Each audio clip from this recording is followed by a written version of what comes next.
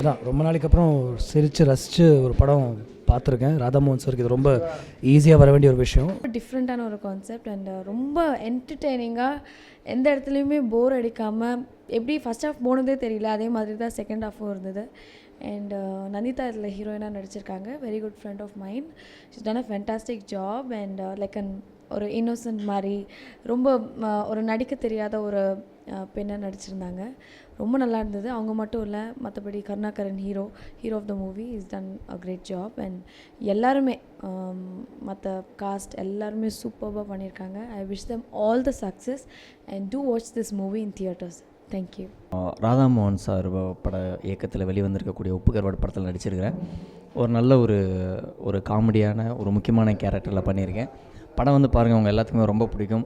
இந்த உப்பு கருவாடு படம் வந்து மிகப்பெரிய அளவில் நல்ல ஒரு அழகான ஒரு காமெடி படமாக வந்திருக்கு.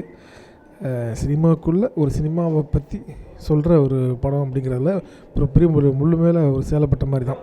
அதில் வந்து ராதாமோகன் சார் பிரமாதமாக பின்னி எடுத்திருக்காரு. கண்டிப்பாக நீங்கள் படம் பாருங்கள்.